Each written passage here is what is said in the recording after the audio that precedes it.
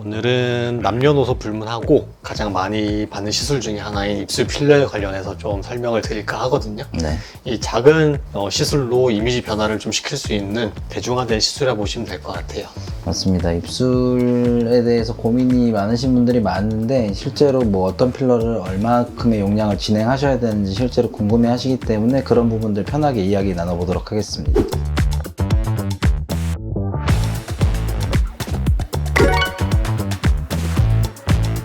일단 입술 필러의 유지 기간이라고 하면은 사실 딱 정해진 건 없어요. 개인차도 너무 다양하고 사실 어떤 제품을 사용하느냐에 따라서 다를 수가 있거든요. 사실 입술이라고 해서 사실 무조건 뭐 얇은 필러를 사용하는 게 아니라 단단한 필러도 사용할 수 있고 얇은 필러도 사용할 수 있고 목적에 따라 다 다양하게 사용할 수 있어요. 그래서 예전처럼 인위적인 모양을 많이 원하시는 분들이 사용했던 단단한 필러 같은 경우는 유지 기간이 좀 긴 편이에요. 그래서 오래 가는 분들은 뭐 1년 반에서 2년까지 가기도 하거든요. 근데 이제 자연스러운 볼륨 목적이나 주름 개선 목적으로 사용할 경우에는 유지 기간이 또 그만큼 길지 않을 수는 있어요. 그렇죠? 그리고 간혹 이제 뭐 필러라고 하면은 부작용 생기면 어떡하나 걱정하시는 분들 많긴 한데 입술은 뭐 괴사나 그런 것들이 생기기 또 쉽지 않은 부위예요. 그런 걱정은 크게 안 하셔도 되고 간혹 하고 나서 멍이 좀 생길 수 있는데 멍도 한 1주, 2주 정도 호전되기 때문에 특별히 걱정할 필요는 없을 것 같습니다. 뭐 필러 여러 부위 진행하지만 사실 입술 같은 경우는 마취크림만 바르고 진행하기 때문에 뭐 통증 때문에 힘들어서 못 받으시거나 이런 분들은 없을 만큼 통증이 심하지 않아서 누구나 처음 뭐 입술에 대한 고민이 있으신 분들은 통증에 대한 고민 없이 시술을 충분히 해보실 수 있을 시술입니다. 보통 붓기도 한 1주, 2주 정도면 다 자리를 잡기 때문에 다운타임도 그렇게 길지 않고 많이 인위적이지도 않고 편하게 받을 수 있는 시술이라 생각하시면 될 것 같아요. 장점은 무수히 많죠. 만약에 입술이 고민이신 분들이 입이 작아서 고민이다, 혹은 입에 주름이 많아서 고민이다, 볼륨이 꺼져 고민이다, 안으로 말려서 고민이다, 이런 분들은 사실 입술 필러 했을 때 만족도가 굉장히 높아요. 저는 입술 필러는 장점이 훨씬 많은 시술이라고 생각을 하거든요. 근데 다만 입술 필러가 단점이 되는 순간은 입술은 아무래도 움직임이 많은 부위다 보니까 빨리 빠진다고 생각을 많이 하시고 볼륨이 증가했음에도 불구하고 욕심을 내셔서 추가적으로 더 진행하고 짧은 주기를 가지고 더 용량을 추가하시다 보면 어느 순간 보면 입술이 좀 어색해지실 수는 있습니다. 그런 경우는 이제 단점이 될 수 있다고 생각을 하고요. 그것도 결국에는 선택하는 필러에 따라 달라진다고 보시면 될 것 같아요. 인위적인 모양을 좀 확실히 잡고 싶어서 단단한 필러를 사용하다 보면 그게 누적되다 보면 사실 좀 인위적인 모양이 쌓이고 쌓이면서 좀 어색해질 수가 있는데, 그게 아니라 좀 부드러운 필러로 좀 자연스러운 촉감과 그냥 자연스러운 볼륨 위주로 사용하다 보면은 사실 몇 번 진행하더라도 이렇게 인위적인 모양이 쉽게 나오진 않거든요. 맞습니다. 요새는 특히 더 입술 전용 필러로 허가받은 필러들도 나오기 때문에 입술을 최대한 자연스럽고 인위적이지 않게끔 유지할 수 있는 필러들을 사용을 하면 반복적으로 시술하시더라도 많이 어색해지진 않으실 수 있습니다. 고백하자면 저는 입술 필러를 했습니다. 네. 그래서 볼륨 위주로 그냥 가볍게 필러를 진행했고, 아마 유튜브 처음 시작하고 나서 중간쯤에 했거든요. 아마 변화를 모르실 거예요. 그렇죠? 맞아요. 요새는 함 원장님처럼 남자분들도 입술의 볼륨을 좀 자연스럽게 키워주세요 하고 입술 필러 하시는 분들도 많이 계십니다.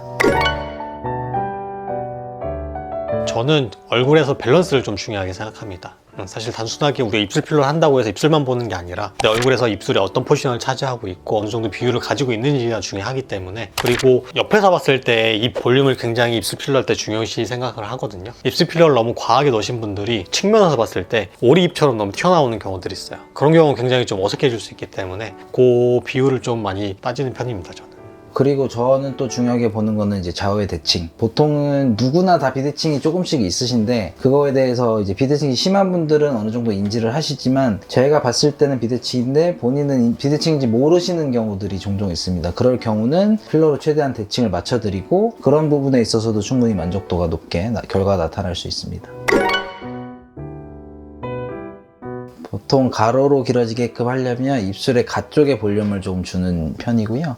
입술의 가쪽으로 이제 볼륨을 주게 되면 시선 자체가 가운데로 쏠리기보다는 가쪽으로 조금 분산되기 때문에 입술이 좀 실제로 커 보이기도 하고 실제로 커지기도 하고요. 근데 다만 주의해야 될 거는 가쪽으로 너무 많은 볼륨을 넣게 되면 약간 소세지 같이 전반적으로 입술이 벌어지는 그런 모양이 될 수 있기 때문에 적정한 용량을 적정한 위치에 넣게 되면 입술이 충분히 길어 보일 수 있습니다. 그렇죠. 실질적으로 입술을 크게 만들 수는 없지만 가쪽 볼륨이 커질수록 사실 상대적으로 입술이 좀 넓어 보이는 느낌이 있을 수 있는데, 아까 말씀하신 대로 가쪽만 볼륨 또 넣게 되면 밸런스가 안 맞을 수 있기 때문에 전체적인 볼륨을 넣으면서 가쪽 볼륨을 같이 충분히 밸런스를 맞춰주게 되면 입술이 전반적으로 커지면서 좌우로 길어 보이는 느낌이 살짝 있을 수 있습니다.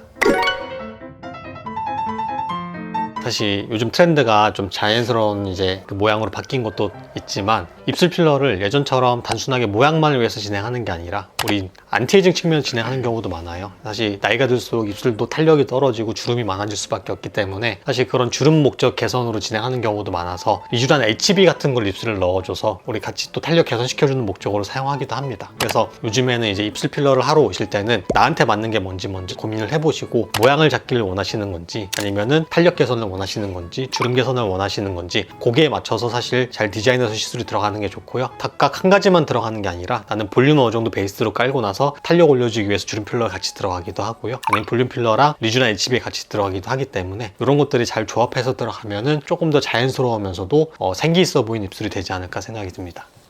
우리 이제 입술 필러에 대해서 알아봤고요. 요즘은 사실 어떻게 이제 트렌드가 바뀌었는지 어떤 이제 고민을 가지고 오시는지에 관련해서 저희가 좀 간략하게 케이스별로 설명을 좀 드렸어요. 네, 일단은 뭐 본인의 얼굴에 맞는 입술을 지향을 하시고 그거에 맞게 필러를 진행하시거나 안티에이징 시술을 진행하시는 게 가장 좋다고 생각이 되고요. 유익하게 보셨으면 좋겠습니다. 잊지 마세요. 당신은 언제나 우리의 뮤즈입니다. 뮤즈입니다.